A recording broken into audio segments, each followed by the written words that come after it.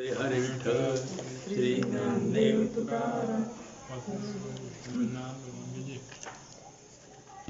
तर काल विषय काय झाला की अंतरंग शुद्ध हवे. माणसाचं अंतःकरण मन जे हे आहे ते शुद्ध पाहिजे. आणि ते शुद्ध कशानं होणार, ते शुद्ध झालं हे ओळखायचं काय, किंवा त्याचा शोभा कशाने, ते अंतःकरण शुद्ध कशाने झालं म्हणायचं.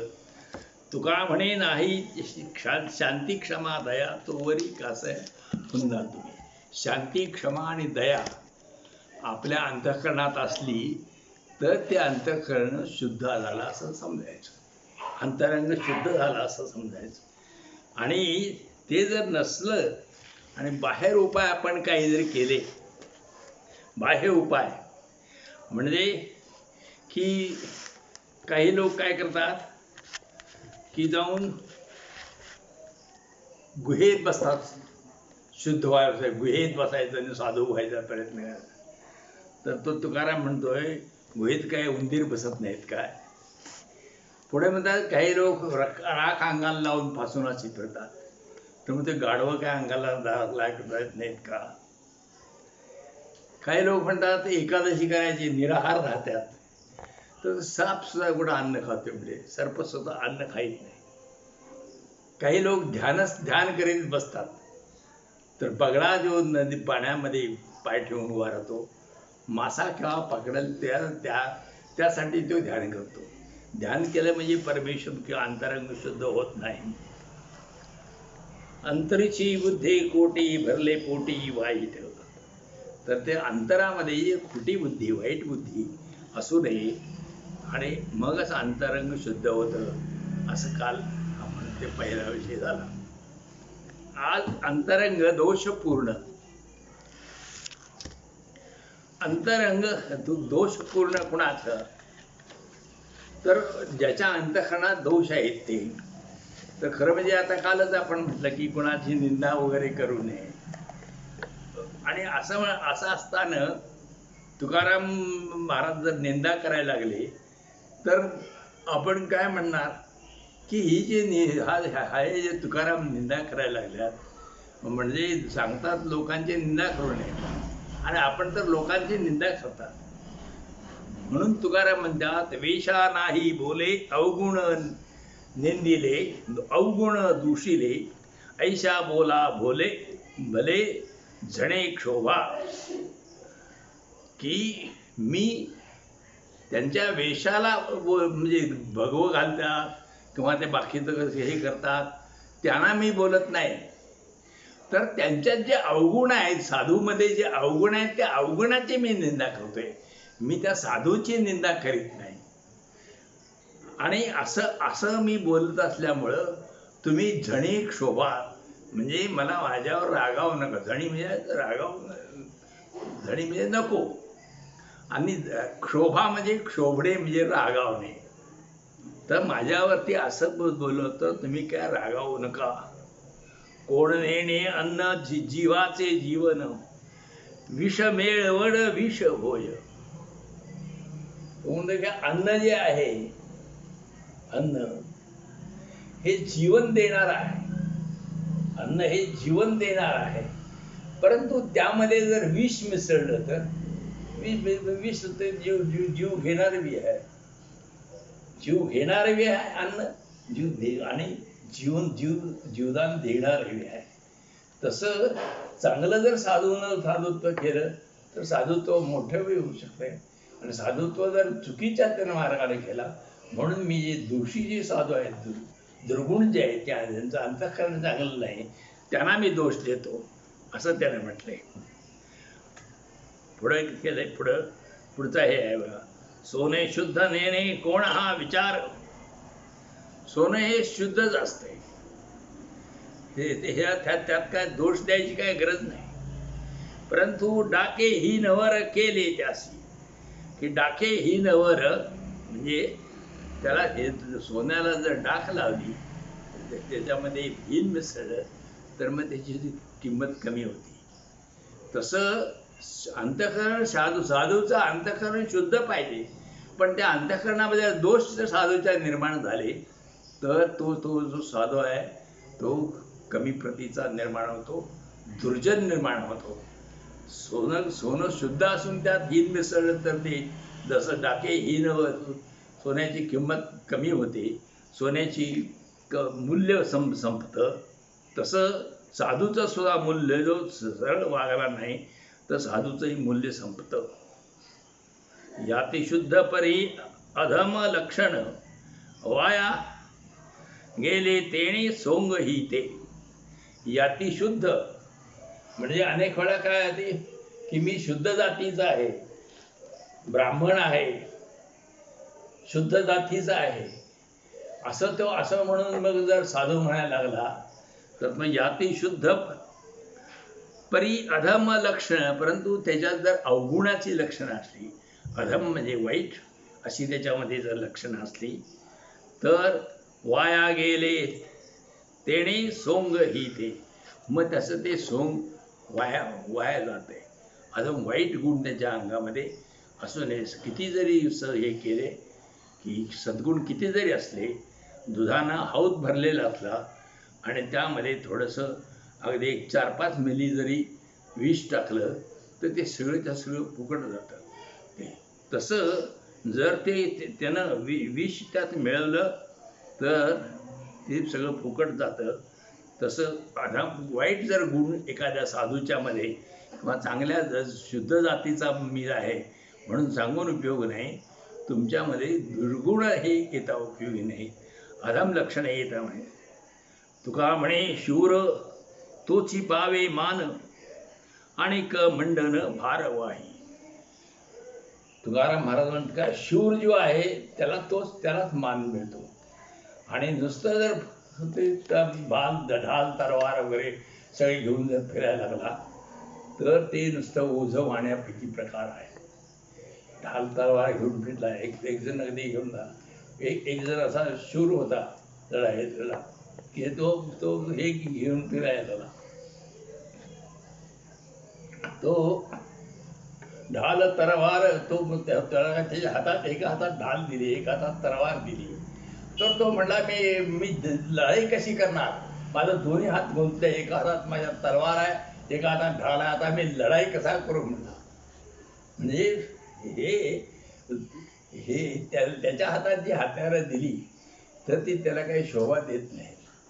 की कुणाला शोभा देतात तर ज्यानं शूर असेल त्यालाच ही हत्यारं शोभा देतात, नाहीतर बाकी जे हत्यार जी घेतली ती घाबरून जातात. तर त्याप्रमाणे शूराला जशी शोभा देतात तसं साधूला त्याचं जर सद्गुण असले, साधूचे गुण असले तर, आणि साधूचं अंतरंग जर दोषपूर्ण असलं तर त्या साधूचा काहीही उपयोग नाही. आता पुढचा विषय आहे अंबऋषी राजा. अंबऋषी राजा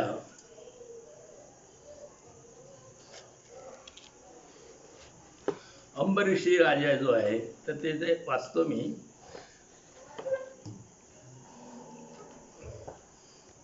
अंबऋषी कारणे जन्म घेतले नारायणे. ते एक थोडं तुकडं ते दिलेलं नाही, सगळं घातलं, सगळं अभंग दिलेलं नाही. आणि दुर्वासा हा छळो आला अंबऋषी सुदर्शन त्यासी जाळीत फिरे. तुका म्हणे अंबऋषी दुर्योधना काय झाले नेणा दुर्वासया. धर्मरक्षावया अवतार घेसी आपल्या पाळसी भक्तजना. अंबऋषी साठी जन्मसोशी येले दुष्ट निर्दाळले किती एक. पूर्वी बहुतांचे केले प्रतिपाळ ते मज सकळ श्रुता आहे.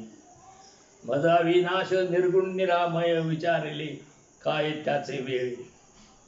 त्याचे वेळीशी घोषी कृपावंत हाच माधाची का अंत पाहतोसी. अंबऋषीसाठी गर्भवास झाले कागा मोख लिहिले कृपा सिंधू. धर्माचे उच्चिष्ट अर्जुनाची घोडी अनेक साखडी किती एक. झालासी लुगडी तया द्रौपदीची नेका आमुची कृपा काही.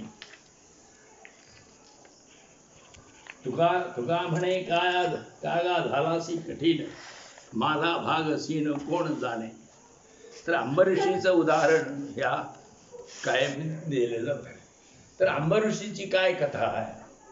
तर अंबऋषी जो आहे तो एका अरण्यामध्ये एक ऋषी, अतिशय शांत आणि देवाची भक्ती करणारा ऋषी होता.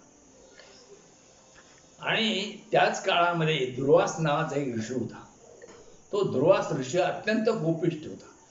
साध्या साध्या गोष्टीमध्ये सुद्धा तो चिळायचा हे. तर एकदा काय झालं, त्या अंबऋषीच्या त्या याच्यामध्ये मठामध्ये, अंबऋषीच्या त्या आश्रमामध्ये, अरण्यामध्ये हे दुर्वास ऋषी आपलं सैन्य, आपलं सगळं शिष्य घोतावळा घेऊन गेले. त्याच्याकडे 60,000 शिष्य असायचे. म्हणा ते 60,000 शिष्य घेऊन गेला आणि आम्हाला म्हणला जेवण पाहिजे. एकादशी आदल्या दिवशी झाली, दुसऱ्या दिवशीचं तर त्याला द्वादशीचं जेवण करायचं होतं.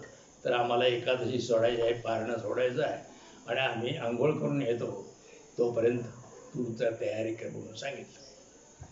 मग ह्याला जेवणाची सगळी तयारी केली. त्या आंघोळीला यायला उशीर झाला.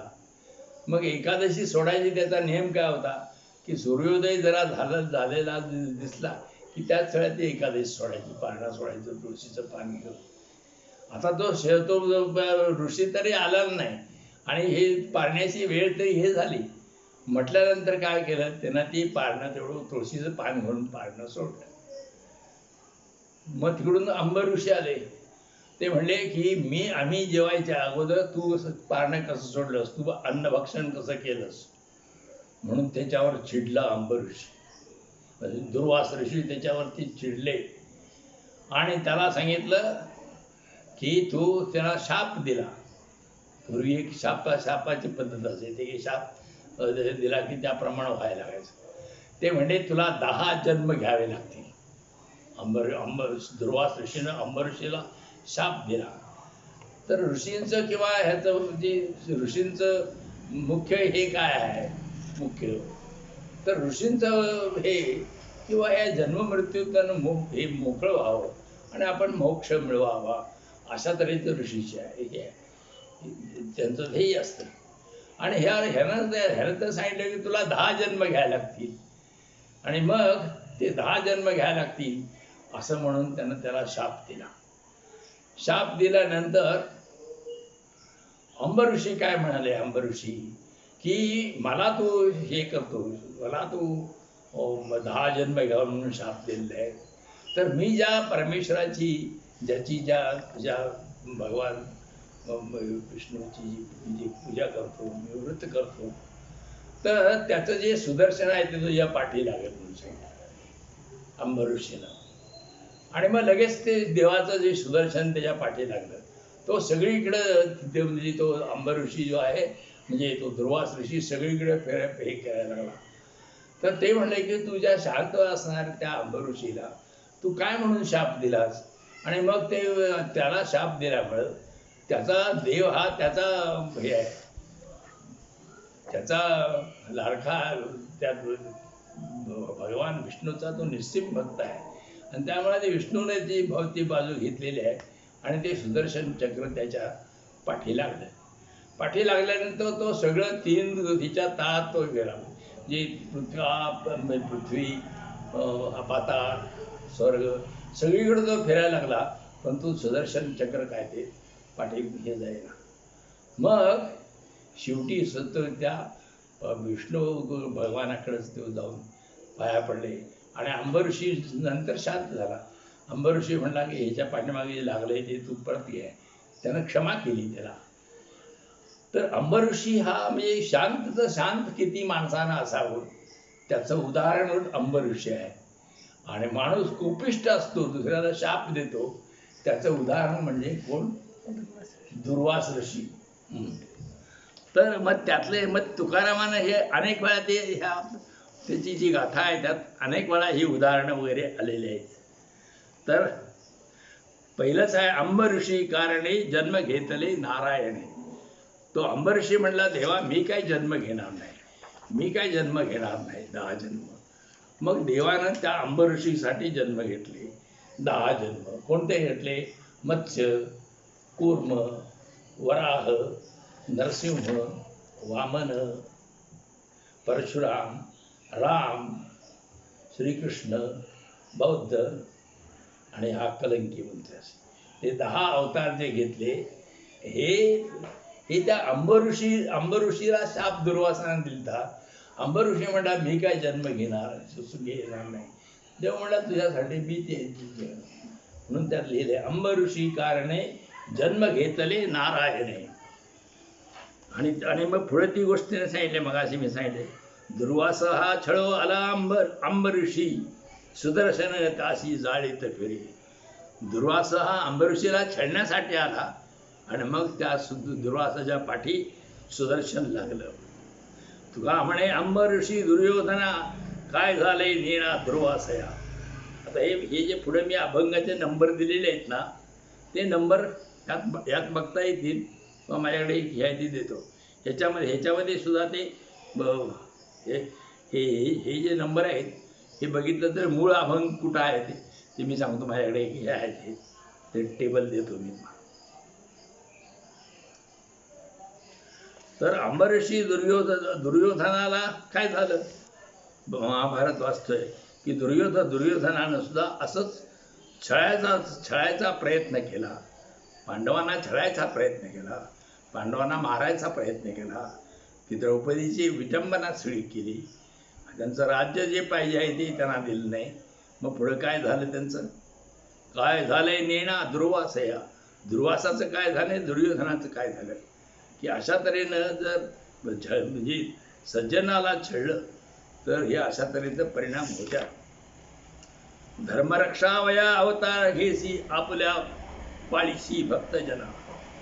म्हणून ते म्हणले की देवाला ते म्हणतात की धर्माच्या रक्षणासाठी तू अवतार देवा घेतोस आणि आपले जे भक्तजन आहेत त्याचा प्रतिपाळ करतोस. अंबरशीसाठी जन्म सोशियेले दुष्ट निर्दाळले किती एक. अंबरशीसाठी अंबरशीसाठी ते जन्माला आले आणि त्या प्रत्येक जन्मात देवानं अवतार केलं.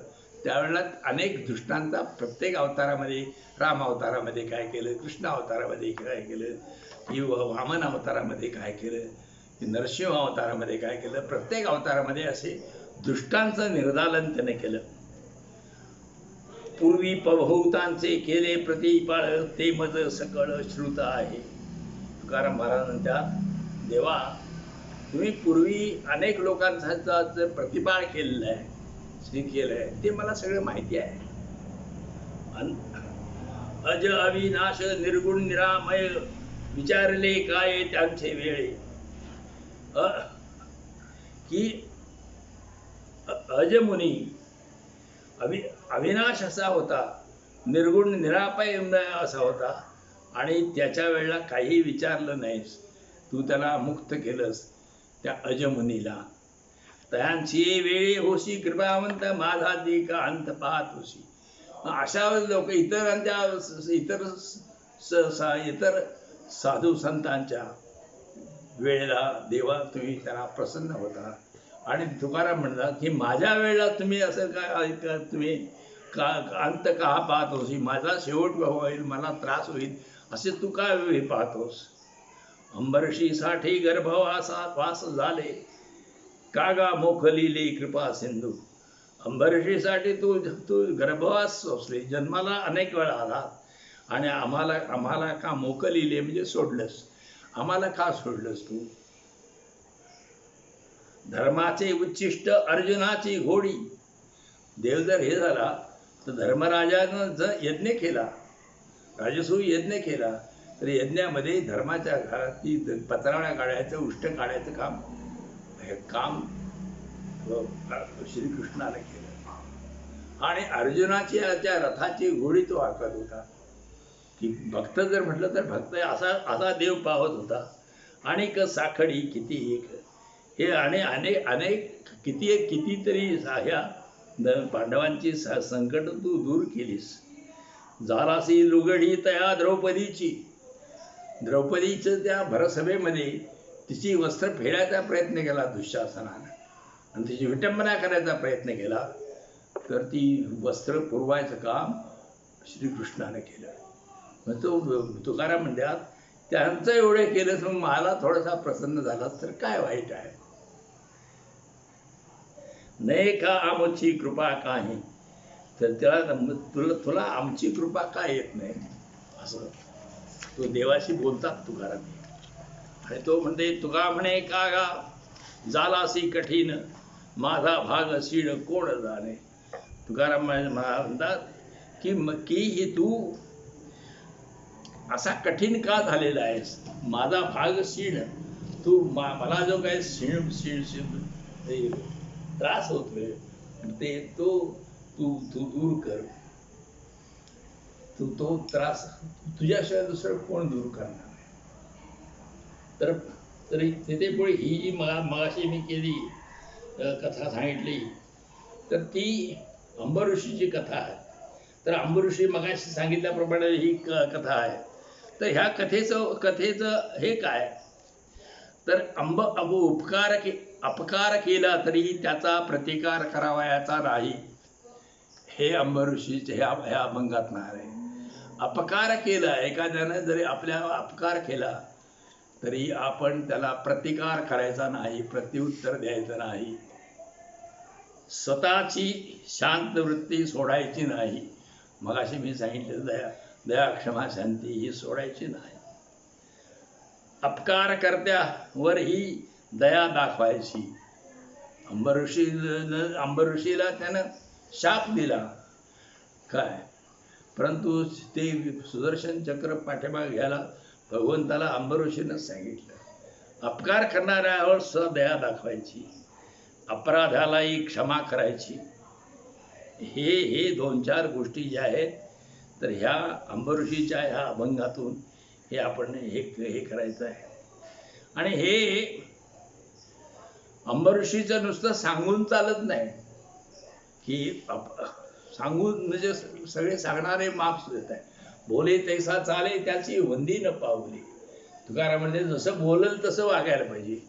मग अंबऋषीला एवढा त्रास दिला, दुर्वासाने एवढे हे केलं, किंवा पांडवांना एवढा त्रास त्या दुर्योधनाने दिला, तर मग की त्याने त्याचा काही प्रतिकार केला नाही. मग हे तुकाराम सांगतोय असं चांगलं वागावं, प्रतिकार करणं.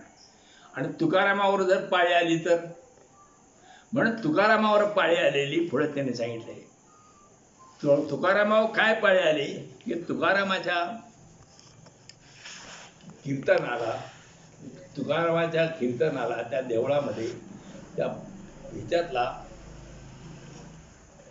त्या देहूमधला दुसरा एक माणूस की शिवबा कासार म्हणून आहे. शिवबा कासार हा तिथे यायचा. तर तो शिवबा कासार त्या ठिकाणी त्या ह्याला कीर्तनाला यायचा. कासाराचं दुकान होतं छोटंसं, आणि हा सारखा इकडे भजनाला वगैरे गुंतल्यामुळं ते कासाराचं दुकान बुडल्यावर त्याची बायको ते तुकारामाच्या नावानं बोटं मोडायला लागली. ती म्हणजे आमचं सगळी वाट लावली, त्याच्या भजनाच्या नादाला लागला आणि आमचं दुकान बुडलं, आता आम्ही खायचं काय वगैरे. असं असताना एके दिवशी काय झालं, की शिवबा कासार हा तुकारामाला घेऊन आपल्या घरी एकादशी आहे म्हणला, चला महाराज फराळ करून घेऊया हे करूया म्हणून. आणि तो शिवबा कासार त्या ह्याला घेऊन आला, तुकारामांना घेऊन आपल्या घरी आला आणि बायकोला सांगितलं पाणी आंघोळ करायचं, पाणी तापे म्हणून. मग तिला भयंकर राग आलेला होता की हे आपलं हे तुकारामानं सगळं वाटोळं आपलं लावलंय म्हणून. मग तिला अगदी गडगडीत पाणी गडगड असं विसांग घातलं नाही काय रे, भयंकर पाणी तापवलं आणि तुकारामाला खाली न्हाणीत बसला आणि वरनं ते पाण्याचा हंडा ओतला त्याच्या अंगावर. आता एक गरम पाणी जर अंगावर ओतलं तर काय होणार की त्याच्या अंगावर सगळे फोड आले सगळं. मग आपण काय करायला होतो, आपण एक तर आपण ओरडला असतो, आपण जे मेलो काहीतरी करलो हे म्हणा असं तर ओरडला असतो, किंवा त्या बाईनं ते पाणी ओतलं त्याला शिवाय द्यायला सुरू केलं असतं. तुकारामाने ह्यातलं काहीही केलं नाही. व साधू नाही, खीर खायापुरतं साधू नाही, हे असं वागायला बी साधू लागतात. तुकाराम काय म्हणतोय बघा, त्यावेळेला अभंग म्हटलाय, जळे माझी काया लागला ओढवा धावरे केशवा माय बापा. देवा, माझी माझी काया जळायला लागलेली आहे, धाव मला जरा ह्यातनं सोडू, मला फार दुःख झालंय, मला मदत कर, हे माझं दुःख जरा दूर कर. म्हणून देवाचा धावा करतोय तो. त्या बाईला शिव्या देत नाही किंवा तो ते आरडाओरडा करून टाचा बी घासत नाही. तो अभंग म्हणतोय देवाचा. पेटली सकळ कांती रोमावळी, नाव रे हे होळी दहन झाले. रोमावळी म्हणजे जे केस आहेत ते सगळे हे अगदी आपली जी त्वचा आहे ती सगळी जळली, त्वचेवर जे केस आहे ती जळून गेली. नाव रे हे होळी दहन झाले. आणि ही काय जळायचं काय थांबना झालंय, होळी व्हायला लागली आणि सगळं दहन झालं म्हणजे भाजलं सगळं. फुटून या दोन्ही भाग होऊ पाहे.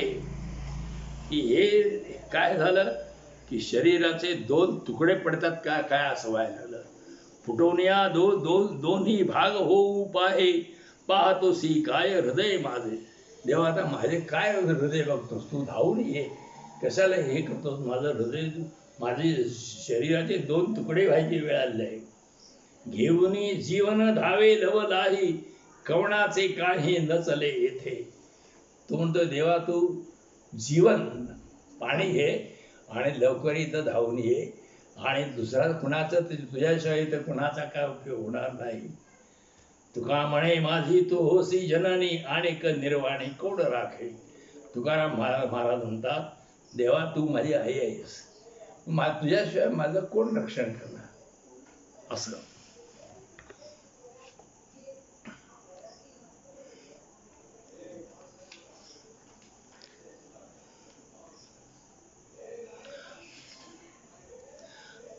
आता तुकाराम महाराजांच्या जीवनातला आणखी एक प्रसंग आहे, रामेश्वर भट म्हणून. रामेश्वर जे भट होतो तर त्या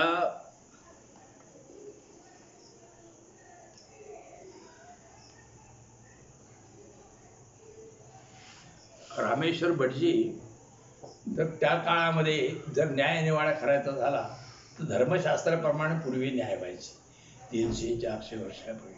आणि न्याय कोणी द्यायचा तर भटजींनी द्यायचा. गावामध्ये ब्राह्मण असायचा, तो शास्त्र वगैरे वाचलेला असायचा, तो न्याय द्यायचा. तर तुकारामाच्या वेळेला रामेश्वर भट वाघोली म्हणून तिथं देहूजवळ एक गाव आहे, तर तिथे रामेश्वर भटजी होता. तर त्याच्या ह्याच्याकडं तुकाराम हा अशा तऱ्हेनं तुकाराम हा अभंग करतो. हा शूद्र असताना हे सगळं हे करत आहे.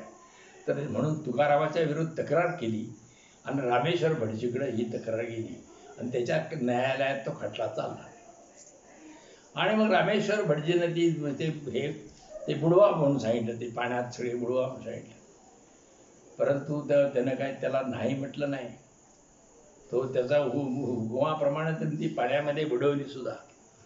तर त्यावेळेला तुकाराम महाराज काय म्हणतात, क्षमाशस्त्र दया नराची हाती दुष्टतया प्रती काय करे. जर एखाद्याच्या हातामध्ये क्षमारूपी शस्त्र असलं, क्षमा हेच एक शस्त्र आहे की ते जर कितीही केलं, कसं मगाशी आपण हे सांगितलं की ते शोभा कासाराच्या बायकोनं अंगावर पाणी ओतलं, मग तुकारामाने काय केलं, तिला क्षमा केली. ती क्षमा केली तिला. तर अशा प्रकारे क्षमा जर केली तर हे ज्याच्या हातात जर क्षमेचं शस्त्र असलं तर त्याला दुष्ट काहीही करू शकत नाही. दुष्ट सुद्धा त्याच्या पुढं दुष्टपणा तिथं चालत नाही. तृण नाही तेथे पडिला दावाग्न, जाय तो विझवून आपसया. त्याला उदाहरण देतात तुकाराम की ज्या ठिकाणी गवत नाही, काहीतरी गवत काही नाही आणि इथं ह्या फरशीवरती आपण विस्तव टाकला, अग्नी टाकला, तर तिथे विझून जाणार.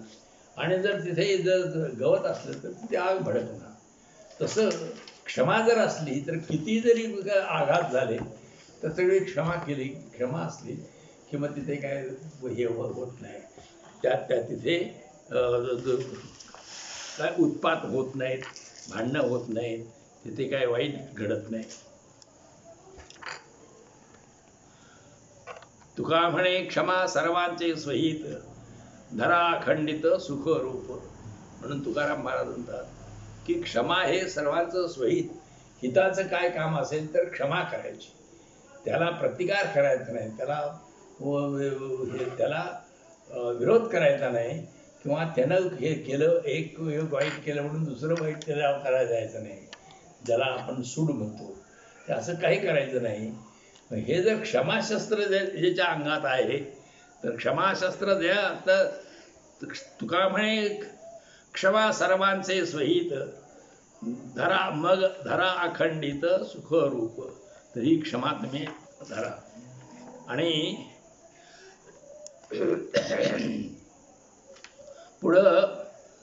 पुढे एक छोटासा अभंग आहे. अंगी नाही क्षमा दया, म्हणती भेट पंढरी राया. की पंढरी राया देवा पांडुरंगा भेट म्हणून जातात पंढरपूरला लोक, पण त्यांच्या अंगामध्ये क्षमा पाहिजे आणि त्यांच्या अंगामध्ये दया पाहिजे. हे दोन गुण त्यांच्याकडे नाहीत आणि मग ते पंढरपूरला जातात. तर मग दया पाहिजे पंढरीला आणि क्षमा पाहिजे. म्हणून मी त्या अनेक वेळा रामूचा अंबाराची एक गोष्ट सांगत असतो, दया. तर एकदा पंढरपूरची यात्रा भरलेली होती आणि 3 लाख लोक यात्रेला तिथे देवळात जमा झाले आणि रात्री 12 वाजायच्या सुमारला लोक तिथे जाऊन बघतात तर पांडुरंग त्या विटेवरती नव्हता. आता पांडुरंग विटेवर म्हटल्यावर दर्शन थांबलं सगळ्यांचं, सगळेजण गप्प बसले. आणि कुठे येतोय मागे ते पांडुरंग आल्याशिवाय बारी सुरू होणार नाही ना पुढं. मग 3-4 तास झाले आणि 4 तासानंतर पांडुरंग तिथं त्या विटेवर आले. विटेवर आल्यावर मग लोकांनी जय जयकार केला आणि ते म्हणले देवा तुम्ही कुठे गेलतासा? तर ते म्हणते देव काय म्हणला, मी लांब तिकडे माझा एक भक्त आहे रामू चांभार म्हणून, त्याला भेटायला गेलतो. तर ते लोक काय म्हणले, आम्ही एवढे 2-4 लाख इथं आलोय आणि त्याला भेट देण्याऐवजी तुझा एवढा रामू चांभार एवढा आवडता काय ते हे केलं आहे. तर तो देवानं सांगितलं त्यालाच तुम्ही जाऊन भेटा आणि मग तो तुम्हाला सांगेल. कुठं आहे तो? तर दूर कोकणात एक गाव आहे म्हणलं आणि तिथे तुम्ही जावा. मग ती यात्रा संपल्यानंतर ती दिंडी तिकडे कोकणात गेली राममूर्ती आणि त्या सांगितलेल्या गावात ती दिंडी गेली आणि गावाच्या बाहेरच तो दिंडी कसली आली म्हटल्यावर तो माणूस पुढे येऊन उभा राहिला. तर त्या माणसाला विचारलं की म्हणले अहो इथं एक भक्त रामू चांभार कोण आहे? तर म्हटलं मी भक्त बीज काय नाही, मी रामू चांभार बीज आहे म्हटलं. मग त्याला ते लोक त्याच्या पाया पडायला लागले. तर तो घाबरून गेला. तो म्हणला माझ्या कशाला पाया पडता काय करता? तर ते म्हणले की तू मोठा भक्त आहेस असं आम्हाला समजलं, तर तू हे भजनाला रोज जातोस काय? तर तो म्हणला मी की भजनाला कधी जायच नाही. तू सतत एकादशी वगैरे करतोस काय? एकादशी काही करत नाही. सप्त्या बिप्त्यामध्ये जाऊन तू नामस्मरण वगैरे करतोस काय? म्हणला ते मी काही करीत नाही. म्हणला तुझ्या गळ्यात माळ आहे का? तर माझ्या गळ्यात माळही नाही. मग तो म्हणला तू पंढरपूरला तरी कधी गेलतास काय? म्हणा मी पंढरपूरला केव्हाच गेलो नव्हतो, पण चालू वर्षी मी पंढरपूरला जायचं ठरवलेलं होतं आणि गेले 1 वर्षभरापासून की एक पायतानाचा एक जोडा विकला चपलांचा की 1 रुपया त्यातला काढायचा आणि लोटक्यात ठेवायचा. असं मी ते लोटक्यामध्ये साठवून ठेवित होतो. मग वारी पुढे 15 दिवसावर वारी आली. आता जायचं. तर एके दिवशी मी 12 वाजता घरात जेवाय बसलो आणि शेजारच्या घरातनं झोपड्याच त्यांच्या त्या शेजारच्या सगळ्या शेजारच्या घरातनं भाजी शिजवल्याचा वास मला आला आणि मग मी बायकोला सांगितलं की जा शेजारच्या घरात जाऊन भाजी मागून आणणार त्याला. मला भाजी खाऊशी वाटते, भाजी मागून आण. मग ती बायको तिकडे शेजारच्या घरात गेली. त्या बायकोने ते सगळं बघितलं आणि तशीच परत आली. ती म्हणजे अहो ती नुसते भाजीच उकडून खात्यात, भाकरी नाही त्यांना, भाजीच उकडून खात्यात. ते म्हटल्यानंतर रामू चांभारनं काय केलं की तो तसा लोटला, हात धुतला आणि ते लोटकं जे पैसे वर्षभर ते पंढरपूरला जायसाठी जे साठवले होतं ते पैसे लोटकं घेतलं आणि तिच्या पदरात ओतलं आणि म्हणले हे घे तू आणि त्यासनी दे जा, ज्वारी बिरी आणा, भाकरी करून खावा म्हणून. मग मी ते सगळे पैसे त्यासनी दिले. मग ते ज्वारी आणून भाकरी बिकरी त्यांचं हे खाल्लं. मग मला पंढरपूरला जायला पैसे कुठं आहेत, मग मी तिकडे पंढरपूरला गेलोच नाही म्हटलं. तर हे त्याचे जे त्याची जी आहे ही दयाची दया, सर्व नुसतं म्हणायचं सर्वभूती दया. तर की घरी वाचे ज्ञानेश्वरी, दारी भिकाऱ्यासी मारे. तर दारात जर भिकारी आला तर त्याला अंगावर कुत्रं सोडायचं आणि म्हणायचं मला देवा मला पाव. कसं काय पावणार तो? तर ही अशी ही आहे. म्हणून त्यांना म्हणतात अंगी नाही क्षमा दया. दया पाहिजे त्या रामू चांभाराची दया होते तशी, आणि क्षमा पाहिजे जशी तुकारामानं दाखवलं. नुसतं सांगायचं नाही की हे सांगायचं नाही. तुकाराम सुद्धा असाच दयावान होता. एकदा तुकाराम महाराज हे जुन्नरच्या बाजारला, पुण्याजवळ हे देहू आहे आणि त्या नाशिकच्या बाजूला रोडला जुन्नर म्हणून गाव आहे. तर त्या बाजूला मिरच्या विकायला तुकाराम महाराज गेलते आणि मिरच्या विकून पैसे गोळा झाले. पैसे गोळा झाल्यानंतर त्या काळामध्ये असं असायचं की काही लोकांच्यावर कर्ज असलं तर सावकार लोक भयंकर पिढा करायचे त्याला. तर एका सावकाराचे 200-250 रुपये काहीतरी कर्ज होतं आणि एका शेतकऱ्यावर. तो शेतकरी 60-70 वर्षाचा म्हातारा शेतकरी होता. त्या सावकारानं त्या शेतकऱ्याच्या मानावरती हे ठेवतं, नांगर ठेवता, ह्याच्यावर खांद्यावर नांगर ठेवता आणि त्यानं सांगितलं नांगर घेऊन उभा राहायचं आणि माझं पैसे फिटल्याशिवाय तिथं भीक माग आणि मला पैसे वसूल करून द्यायला पाहिजे. आणि त्याची जी लहान मुलगी होती त्याची 7-8 वर्षाची, तर ती म्हणली आमच्या बाबाला एवढं सोडावं म्हणून ती बिचारी असे हे घेऊन थाटली घेऊन भीक मागायला उभा होती. हे सगळे बाजारच्या लोक बघत होते, कोणी त्यांना त्याच्याकडे लक्ष दिलं नाही. तुकाराम महाराज जवळ आले. म्हणजे काय आहे? तर त्या माणसाला, त्या सावकाराला काय आहे? तर म्हणजे तू असं ह्याला का पिढा करतोस? तर म्हणजे हे माझे 250 रुपये द्यायचे. तुकारामाच्या जे त्यांच्याकडं मिरच्या विकून आले होते पैसे ना, ते सगळे 250 दिले आणि तिची सोडवणूक करून घेतली. आणि घरात आल्यानंतर मग बायको लागली ओरडायला, तेवढे तुझं कुठं पैसे घाललेस तू? आता मी तिनं काय केलं तर तिनं आपल्या बापाकडनं ते पैसे आणले, दिवाळ वाजलं म्हणून. तर तिचे जे बाप होते तर ते पुण्याचे जे सावकार होते त्यांची ती मुलगी होती. तर ती म्हणजे मी माझ्या बापाकडं स्वतःच्या ह्याच्यावरती स्वतः जमीन राहून स्वतःच्या हमीवरती अप्पाजी गुळवे म्हणून त्या सावकाराचं नाव. तर अप्पाजी गुळवे ती मुलगी ती म्हणजे माझ्या बापाकडनं मी पैसे आणलेले आणि ते मी तुम्ही घाललं सा. तर ते तुकाराम काही बोलला नाही. असं आणखी एकदा अशीच गोष्ट घडलेली आहे तुकारामची. दया कसा असते ती. तर एकदा तुकाराम महाराज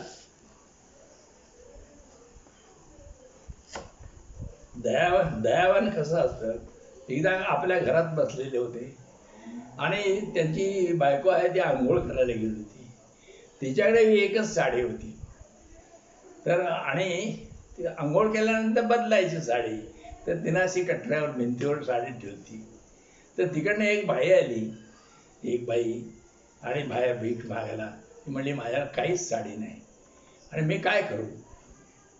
तर तुकाराम आता द्यावं तर ती बायको शिवाय देणार, जे मी एकच आहे. तुकारामाने काय केलं, बेतान पोट दाखवलं तिला. पोट दाखवलं तिने ते ओढून घेतलं आणि ती गेली निघून. आणि ती निघून गेल्यानंतर तुकारामानं काय केलं की आता ही येऊन आपल्याला शिवाय देईल म्हणून तो हाय जाऊन देवळात बसला आणि मग ते झालं. तर एकच साडी असताना सुद्धा ती त्या ह्याला दिली, त्या बाईला दिली. हे नुसतं हे चाललंय. आमचे वडील जे होते, तर मी लहानपणी असताना बघितलं की आपला हे अंत्या कांबळे आहे नाही, तर आपल्या अंत्या, तर त्याचे वडील बाबू कांबळे म्हणून होते. तर त्याचे म्हातारपणी डोळे गेलते. तो जाडजूड असा होता, जाड धिप्पाड त्या धिप्पाड, आणि डोळे गेलते. आणि मग जेवायला कोण घालणार, अन्न मिळायचं नाही. मग तो गावातनं भिक्ष मागे द्यायचा. तर एकदा ह्याच्यातला तरण्याचा पाऊस होता आणि पावसाळ्यात तो यायचा, आणि तो पावसातनं त्याचा अंगावर पोतं बी मिळायचं नाही. त्यावेळेला गावातली परिस्थिती फार गरिबीची असायची. तर ते आम्ही खात्रीकडल्या घरात होतो. तो तिकडून आल्यानंतर ते सांबार घ्यायचं, वरनं पाणी बी त्यातच पडायचं, भाकरी पण एक थोडंसं एक फडक्याची झोळी होती, त्यातनं ते करायचं. तर आम्ही तिथे घरात बसलो होतो, आमचे वडील तिथं होते. बिगे ते आले, बाबू तू म्हटले, आणि बाबूला नेऊन आपल्या घरातलं चांगलं पोतं नेऊन त्या बाबूच्या अंगावर घातलं. असं जर केलं तर पुढं त्याची भरपाई परमेश्वर करतोय. असं जर आपण केलं तर कोण पोतं देईल का? कोणी पोतं देत नाही. असं तर अशी लोकांच्यावरती दया करायची भावना पाहिजे. तुकारामाची तशीच भावना होती, आणि ते झालं पाहिजे. पुढे एक अनेक तुकारामाने म्हटलंय, तुका म्हणे नाही शांती क्षमा दया, तोवरी कासाया फुंदा तुम्ही. पाठीमागे ते म्हटले, शांती क्षमा दया ह्या जर नाहीत तर मग तुम्हाला उगाच मी स्पंदा म्हणजे उगाच घमेंड करायची काही गरज नाही. तुम्ही अशा तऱ्हेचं हे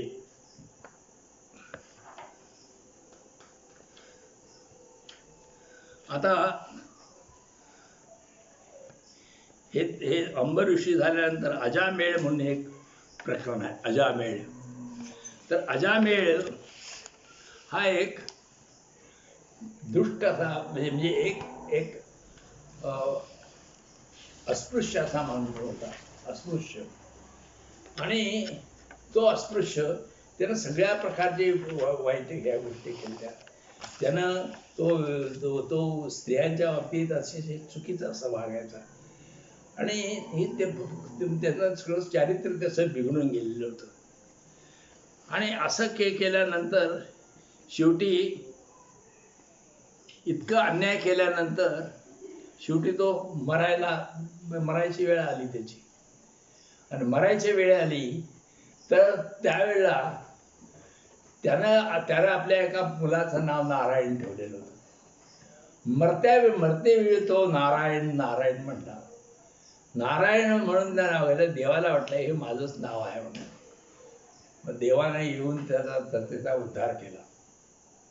तर म्हणून त्याने सांगितलंय की अन्यायी अजामेळ तो झाला पावन, ऐसे हे पुराण हाका मारी. ऐसे हे पुराणामध्ये असं सांगितलंय की अन्यायानं चुकीचा वागला अजामेळ, परंतु त्यानं देवाचं नाव घेतलं त्यामुळं तो पवित्र झाला. असं देवाचं नाव घेतलं म्हणून तो अजामेळ हा पवित्र झाला. पुराण ह्याचा अर्थ हे काय माहिती आहे का? पुरा न भवती स पुराण. पुरा न भवती म्हणजे जुनं होईत नाही त्याला आपण जुनं आहे ते पुराण असं नव्ह. जे जुनं कधीच होईत नाही ते पुरा न भवती स पुराण.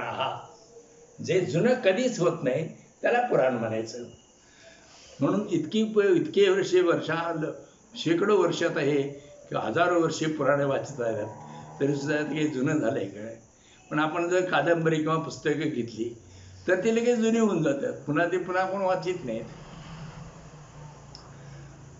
आणि त्या अजामेळावरती सुद्धा काय हे आहेत, 2-3 अभंग ते आहेत ते दिले. अजामेळ अंत मरणासी आला, तो वरी स्मरला नाही तुझ. अजामेळ हा शेवटच्या मरणाच्या दारात तो बसला, तोपर्यंत त्यानं तुझं स्मरण कधी केलं नाही.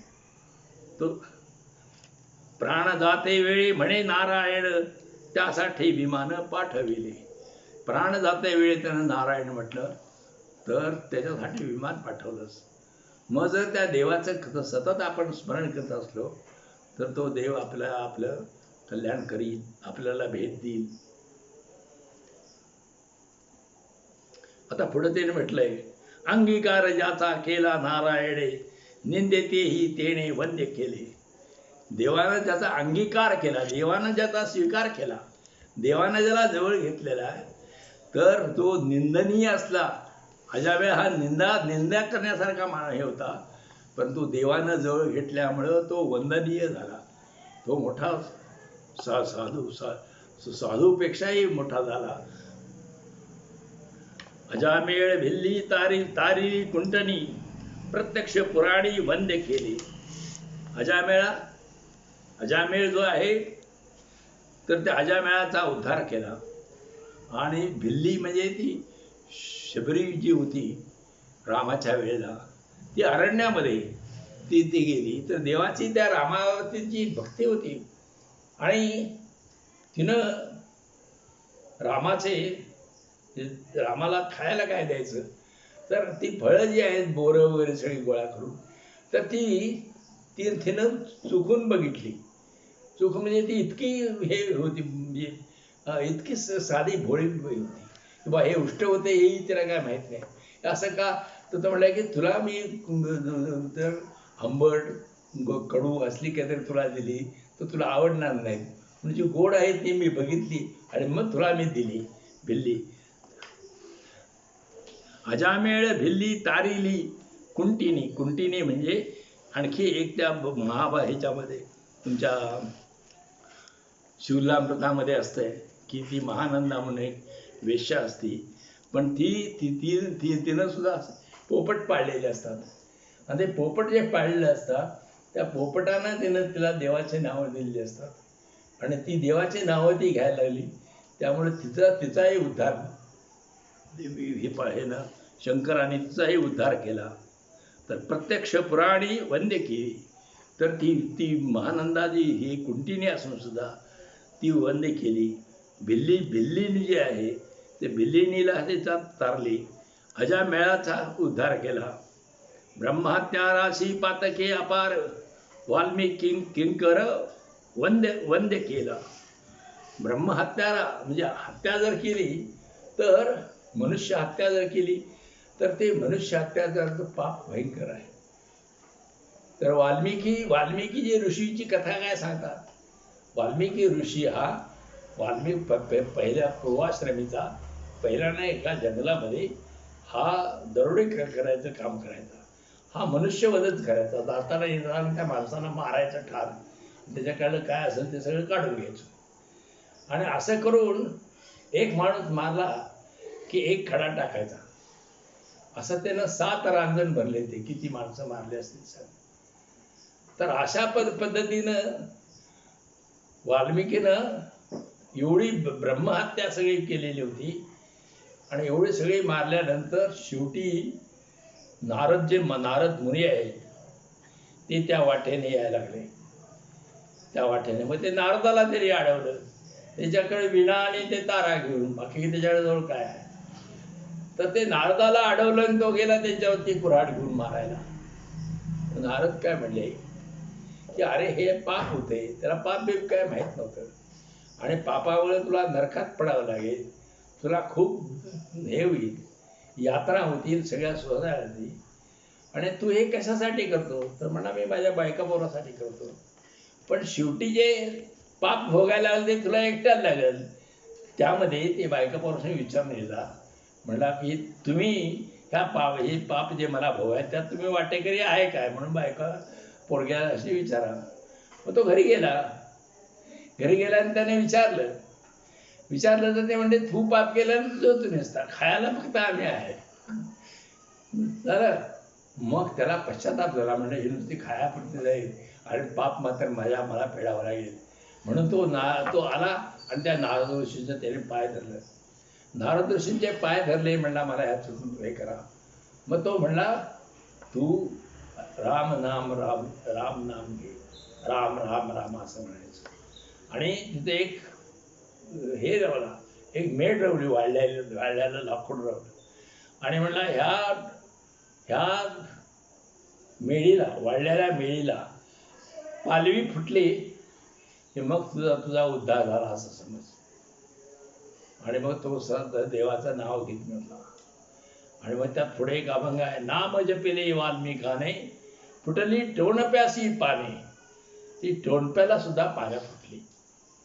अगदी असंच एक हिची कथा त्या लिओ टॉलस्टॉय जो रशियन संत रशियाचा, त्याची सुद्धा अशीच एक कथा आहे की हे जर अगदी निरपेक्ष बुद्धीनं जर चांगलं वागलं आणि लोकांच्यावर की परोपकार केला आणि चांगलं वागलं तर असं होतंय.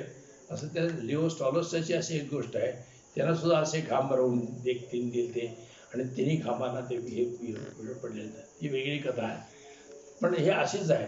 तर तो एक तर त्या वाल्मिकीला की पश्चाताप झाला आणि पश्चाताप झाल्यानंतर त्याला नामस्मरणाचा त्याला हे सांगितलं आणि हे झाल्यामुळं वाल्मिक पावन झाला. नाम जपले वाल्मिकाने फुटली टोणप्याला पाने. आणि मग त्या टोणपा जो होता त्याला सुद्धा ती पानं फुटली. अशा तऱ्हेची शेवटी म्हटलंय, तुका म्हणे येथे भजन प्रमाण काय थोरपण जाळावे ते. तर तुकाराम महाराज म्हणतात, मोठी मी मोठा आहे, मी अमुक आहे, हे काय करायचं आहे की भजन ते हे जे अजामेळ आणि ही वेल्लिणी, हा वाल्मिक ऋषी आणि ती महानंदावेशा, तर ते काय थोर नव्हते, पण त्यांनी देवाचं भजन केलं. देवाचं भजन केल्यामुळे ते पवित्र झाले. आणि थोरे पण नुसतं उगाच मी भयंकर मोठा साधू आहे, मी मोठा हे आहे असं म्हणलं तर ते तुमचं थोरपण काय जाळून टाकायचं आहे, त्याचा काय उपयोग आहे. असं असं असं ह्या अजामेळ्याच्या कथेतून आहे. म्हणजे अजामेळ म्हणजे जे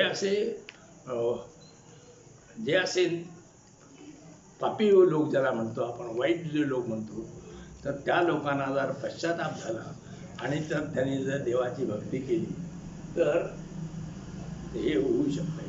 किती वेळ झाला? 9 वाजले. थांबूया चला.